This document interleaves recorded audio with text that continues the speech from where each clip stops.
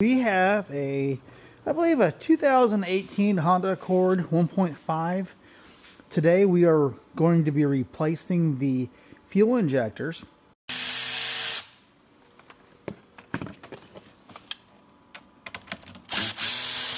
Battery disconnected.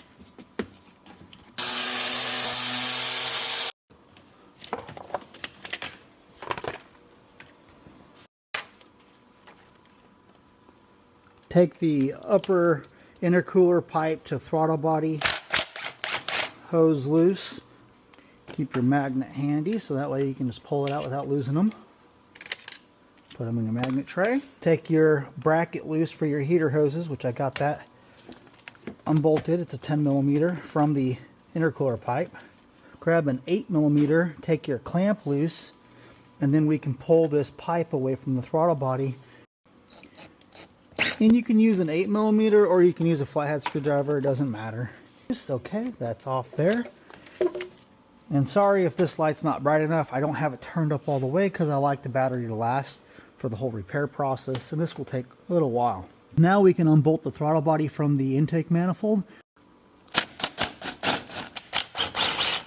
So I got all 4 throttle body bolts and put them in my magnet tray. We can pull it back off the intake manifold and let it sit there.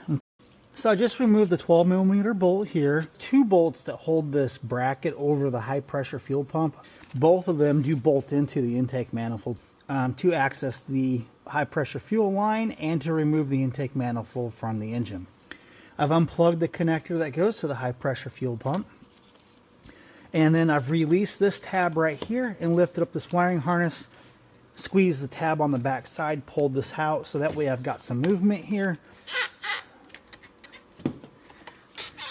And pull at the same time.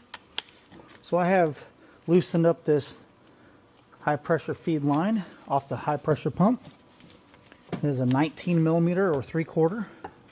I'm not going to take the nut all the way off. I'm just going to leave it loose. So we have this crankcase breather hose off the valve cover to the intake manifold, and we're going to pull straight off there. Now we can release the safety lock on the fuel feed line. Yeah, just lift up on it and pull it out. Yeah, my glove's torn. It's always torn. Everything is sharp edges. Good idea to cover the fuel line when releasing it, just to make sure that you don't get fuel in your face. Okay, so I've pulled this tab with my finger.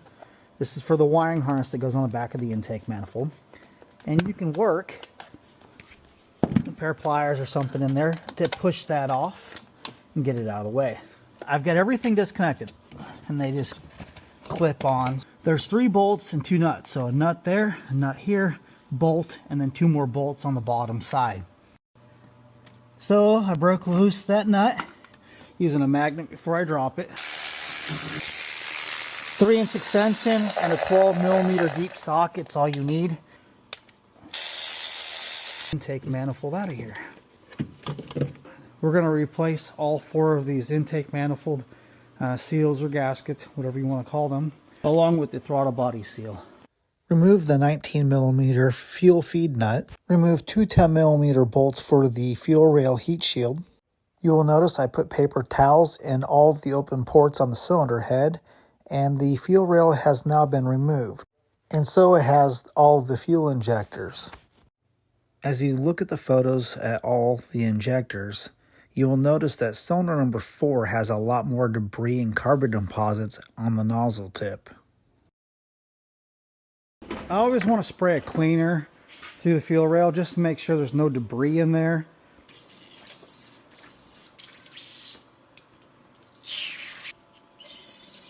After spraying some cleaner through there, I use shop air and make sure it's completely dry and everything's clean. So I have a small bottle of ATF, and some people will disagree, and that's okay. But whenever I'm putting injectors in or seals of any type, really, I like to use a really thin lube. And don't push too hard. And then I put my clips on here, line up the injector, and I will put some ATF on the tips of these injectors so that way they don't tear these seals going into the cylinder head. You want to line them all up. Make sure there's nothing in the way. No connectors in the way. You just want to be gentle. You want to make sure that they are all going in the same time. And you kind of just want to work from the center evenly all the way out.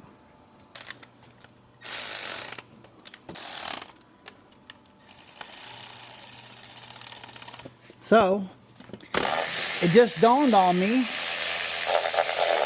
I put the nut on for that high pressure fuel feed line, but I did not tighten it. I'm glad I figured that out now.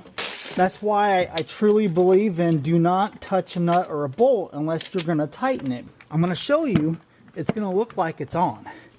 And it is, it's on, but it's not tight. See? I made a mistake, but I caught it. Don't put a nut or a bolt in or a nut on until you're gonna, unless you're gonna just tighten it right then and there. Because the phone rings, you get distracted, and mistakes happen. Fortunately, I didn't have a big mistake. On the note of the fuel feed line, Honda recommends replacing it, just like GM recommends replacing it. Ford recommends replacing it if you're gonna take it off. They say it's not reusable. I've never had a problem reusing them. You know, you follow the factory guidelines. That's my recommendation. The reason I believe that they recommend it is because it's a flared fitting, and if you do not get it tighter than it was, it will leak. Knock on wood, I've never had one come back leaking. So, never damaged one, pulled the threads, or anything like that. You just got to snug it up a little bit more than it was, because they're all in there. So now I can put this back on. Intake manifold torques down to 18 foot-pounds. I use my mental torque wrench on this because you really can't get a torque wrench on the bottom side very easily. So this 12 millimeter here, and then the two 10 millimeters in the back.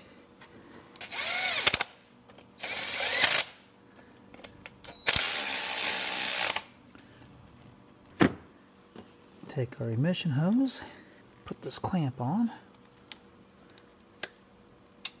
Charge pipe back on the throttle body. You'll have to make sure that your mounting bolts over here are going to line up with that bracket for that charge pipe. They're two 10 millimeters. Now we're ready for our heater hose bracket, which goes right here. And then we can push our hose into the holder. We're on the home stretch. Got to put our battery tray back in. I'm reinstalling the battery. I'm sure you don't need to see me do that. Positive first, negative last, and then I'll be able to start this thing up. It's running smooth.